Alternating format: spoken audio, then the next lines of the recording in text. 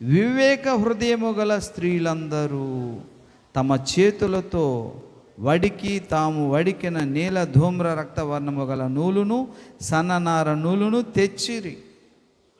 ఏ స్త్రీలు జ్ఞాన హృదయము గలవారే ప్రేరేపింపబడిరో వారందరూ మేక వెంట్రుకలు వడికిరి. హల్లెలూయా. పిల్లరా, ఈ వివేక హృదయము గల స్త్రీలంటే ఎవరు? జ్ఞాన హృదయము గల స్త్రీలంటే ఎవరు?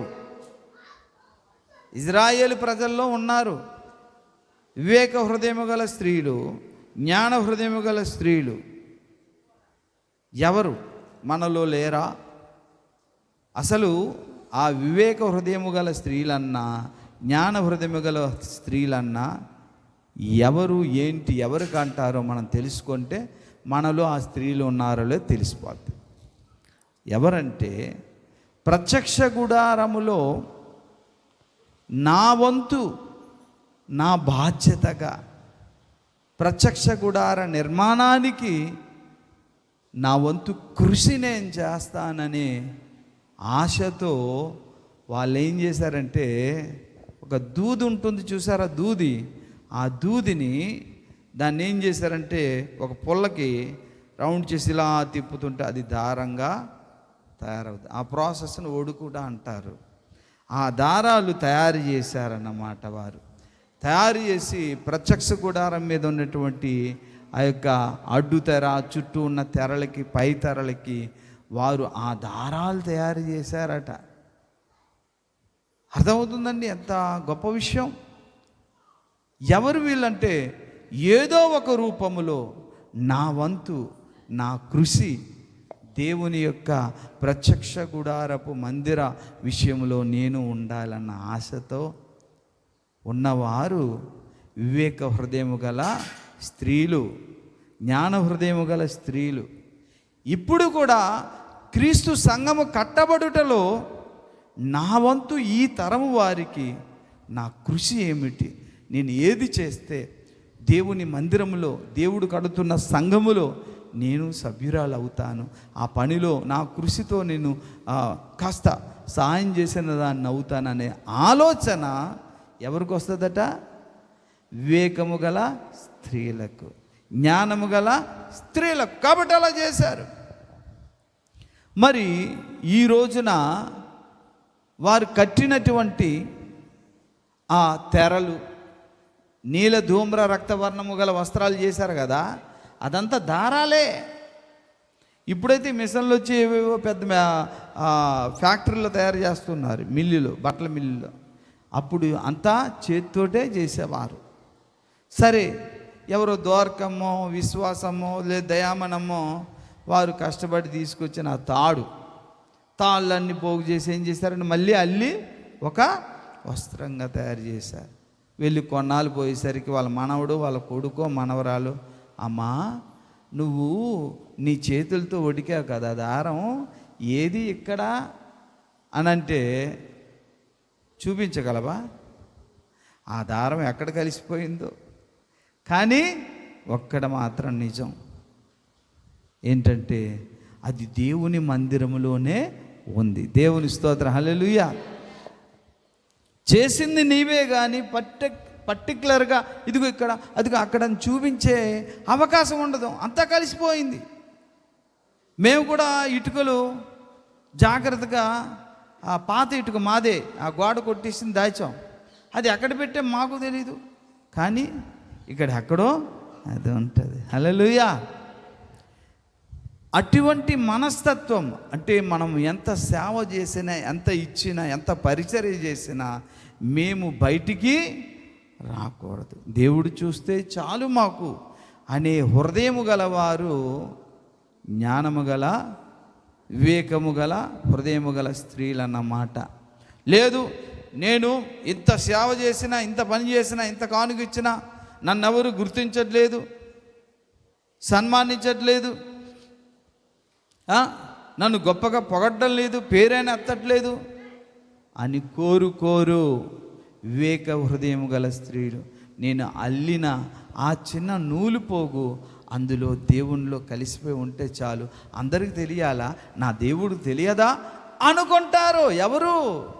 వివేక హృదయం గల స్త్రీలు. వాళ్ళకి ప్రత్యేకించి ఎవరైనా దండలేశారా, సన్మానాలు చేశారా? లేదు. కానీ దేవుడికి తెలుసు, నువ్వు ఇచ్చిన ఏ నూలు పోగైనా అది దేవుని దగ్గర జీతముగా మారిపోద్ది. హల్లెలూయా, హల్లెలూయా, హల్లెలూయా. ఆ విధంగానే ప్రియులారా, దేవుని సన్నిధానములో నిరంతరము జ్ఞాపకం ఉండేటటువంటి ఒక నూలు పోగులను మనము కూడా ఇప్పుడు తయారు చేయాలి. ఆ నూలు పోగు ఏంటో తెలుసా?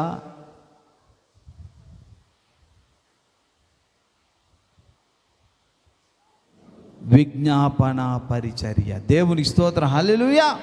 ప్రార్థనా పరిచర్య. నువ్వు నీ ఇంటి దగ్గర ప్రార్థన చేస్తావు, దేశం కోసం, ప్రపంచం కోసం, రాష్ట్రం కోసం, చర్చి కొరకు, నీ బంధువుల కొరకు, నీ నగరము కొరకు. మేము ఎవరైనా వచ్చి వింటామా? తెలుసా మాకు? కానీ నీ ప్రార్థన విని దేశాలు కదిలించబడతాయి. హల్లెలూయా. నీ ప్రార్థన విని కుటుంబాలు కదిలించబడతాయి. నీ ప్రార్థన విని దుర్బోధలు పెకలించబడతాయి. కానీ అది ఎవరికి కనబడదు. ఆ నూలు పోగు ఎవరికి కనబడదు. అటువంటి విజ్ఞాపన ప్రార్థన జీవితము మనకున్నప్పుడు ఆ నూలు పోగులు మనకి ఎవరు పిలిచినా, పిలవకపోయినా, దండేసినా, ఇవ్వకపోయినా, సన్మానించినా, సన్మానించకపోయినా, క్రీస్తు సంఘం కట్టబడ్డానికి, కొన్ని ఆత్మలు రక్షించడానికి నా ప్రార్థన కూడా పనికొస్తుందని పరలోకములు తేలుతుంది. హల్లెలూయా, హల్లెలూయా. అందుకే విజ్ఞాపన ప్రార్థన మీరు ఇంటి దగ్గర కూడా చేయాలి. రహస్యంగా చేయాలి. నా కోసం చేయాలి, అందరి కోసం చేయాలి. ప్రార్థన అంటే మామూలు కాదండి. అది కూడా సేవే, అది కూడా పరిచర్యే. నేను చెప్పలేదు, బైబిల్ చెప్తుంది. లూకా సువార్త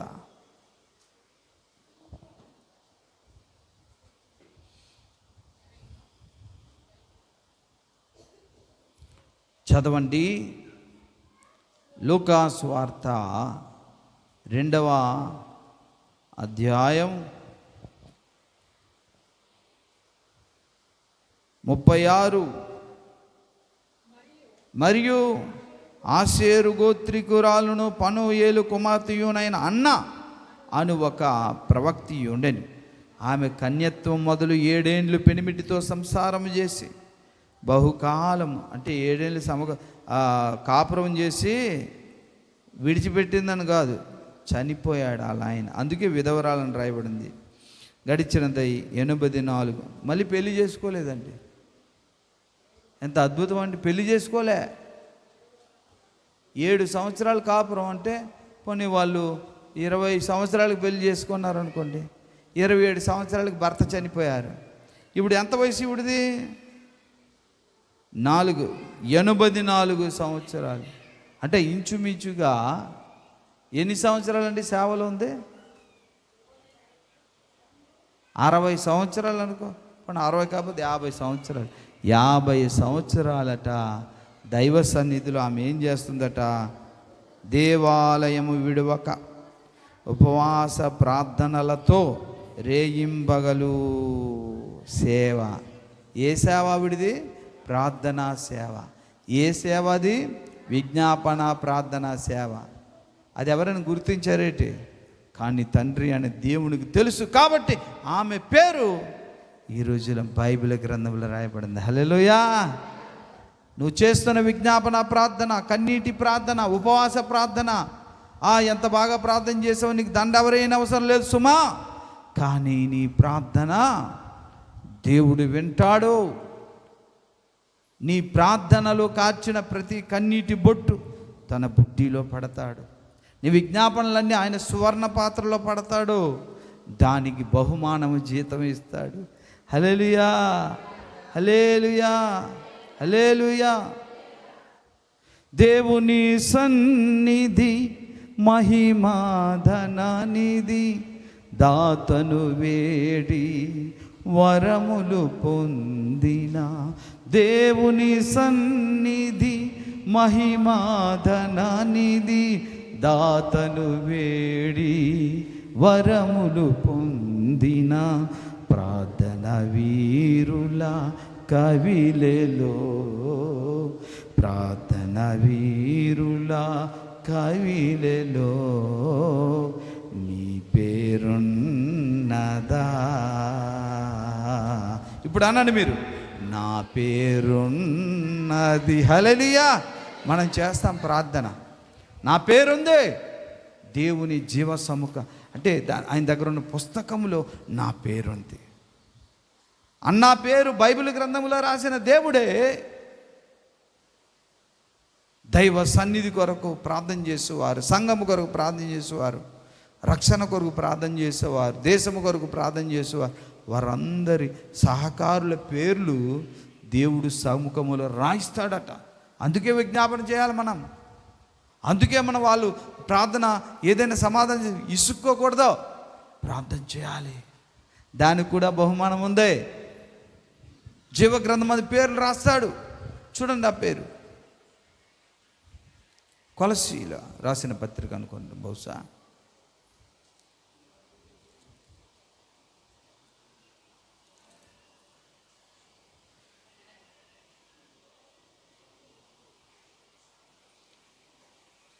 ఆ సహకారుల పేరులు జీవగ్రంథం ఉంది అని పౌలు రాస్తాడండి. అది బహుశా చూస్తున్నాను తిమోతికి రాసిన పత్రికలో కానీ.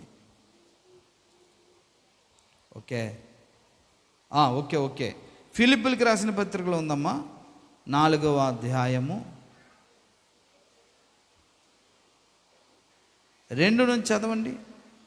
ప్రభువునందు ఏక మనసు గలవారై యుండుడని యువదయ్యాను సుంటికేను బతిమాలుకొనుచున్నాను. అవును, నిజమైన సహకారి ఆ స్త్రీలు క్లెమెంతోతోనూ నా ఇతర సహకారులతోనూ సువార్త పనిలో నాతో కూడా ప్రయాసపడిన వారు గనుక వారికి సహాయం చేయమని నేను వేడుకొనుచున్నాను. ఆ సహకారుల పేరులు జీవ గ్రంథమందు వ్రాయబడి ఉన్నవి. హల్లెలూయా. మీ సహకారం, మీ ప్రార్థన, మీ విజ్ఞాపన, పరిచర్య, ఉపవాస కన్నీటి ప్రార్థన, దివారాత్రులు వృధా పోదు. నమ్మండి, ఈ బయటికి కనబడదండి, బయటికి కనబడదు. ఎవరింట్లో వాళ్ళు చేస్తారు రహస్యంగా.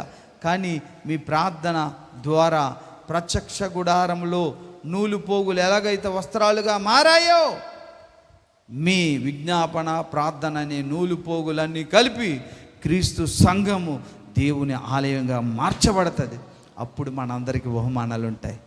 నమ్మితే దేవుని స్తోత్రం చెల్లించండి. హల్లెలూయా, హల్లెలూయా, హల్లెలూయా. కాబట్టి విజ్ఞాపన ప్రార్థన, ఇతరుల కోసం చేసే ప్రార్థన, సంఘం కోసం చేసే ప్రార్థన, దుర్బోధల సంఘాల నుంచి వెళ్ళిపోవాలి అని చేసే ప్రార్థన అవసరం. మీ ప్రార్థన విజ్ఞాపన చేయకపోతే ఆత్మలు రక్షించబడవు. విజ్ఞాపన ప్రార్థన మీరు చేయకపోతే సంఘాల్లో ఉన్నటువంటి దుర్బోధలు, యజబేలు బోధలు పోవు. ఖచ్చితంగా మీరు ప్రార్థిస్తేనే దేవుడు సంఘాల్లో ఉన్నటువంటి దుర్బోధలు కూడా పెకలిస్తాడు. దానికి కూడా దేవుడు బహుమానం మనకు ఇస్తాడు. మన పేర్లు రాశాడు. అందుని బట్టి దేవుని స్తోత్రం కలుగునుగాక. హల్లెలూయా, హల్లెలూయా. ప్రార్థన చేద్దాం, తల్ల ఉంచండి, ప్రార్థన చేద్దాం. మన మధ్య ఉన్నటువంటి